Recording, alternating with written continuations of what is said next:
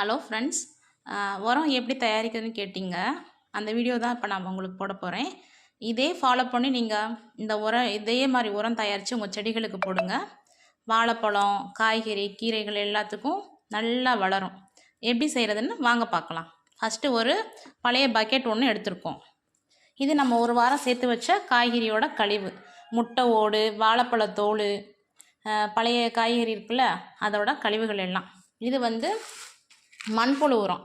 நம்ம மண்ணில் பழைய காய்கறி கழிவு ஏற்கனவே போட்டு வச்சது, அப்புறம் மாட்டு சாணம், ஆட்டு சாணத்தோட மண்.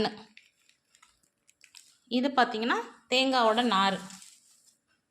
இது பழைய சருகு, காஞ்சு போன சருகு, இதையும் எடுத்து வச்சுருக்கேன். அப்புறம் மாட்டோட சாணம் காஞ்சு போய் நல்லா ஒரு இது எடுத்து வச்சுருக்கேன். இது புளிச்ச தயிர். இது அரிசி களைஞ்ச தண்ணி. இந்த 1 2 3 4 5 6 7 இந்த 7 பொருளை வச்சு தான் நம்ம இப்போ உரம் தயாரித்து போட போகிறோம். வாங்க பார்க்கலாம். ஃபஸ்ட்டு ஒரு பழைய வாளியை இப்படி எடுத்துக்கோங்க. எடுத்துட்டு இந்த தேங்காய்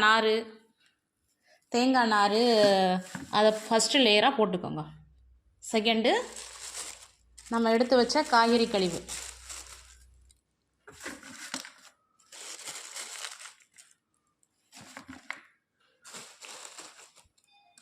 போட்டாச்சா ஒரு லேயர்.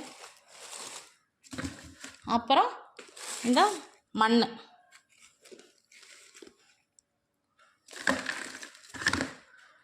இது மாதிரி உரம் போட்டு இல்லாதவங்க சும்மா சாதாரண மண்ணையே இப்படி ஒரு லேயராக தூவி விடுங்க. தூவி விட்டதுக்கப்புறம் திரும்பவும் நெக்ஸ்ட்டு இந்த காஞ்ச சருகுகளை போட்டுருங்க.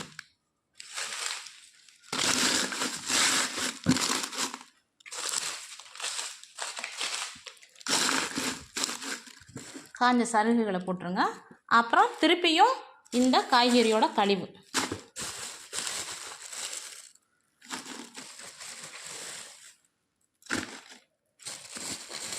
இது நம்ம ஒரு வாரமாக சேர்த்து வச்சுக்கிட்டு வந்தால் காய்கறி. நான் உங்களுக்கு எப்படி பண்ணுறதுன்னு காமிக்கிறக்காண்டி தான் ஒரு கேரி பேக்கில் எடுத்து வச்சுருந்தேன். போட்டாச்சா? திரும்பவும் இந்த மாட்டு சாணம் பாருங்கள், நல்லா காஞ்சு போன இருக்குன்னா மாட்டு சாணம் இதை போட்டுறணும். எல்லாத்தையுமே போட்டுருங்க. போட்டாச்சா? திரும்பவும் இந்த மண், உங்கள் வீட்டில் இருக்கிற மண்ணையே கூட போடுங்க.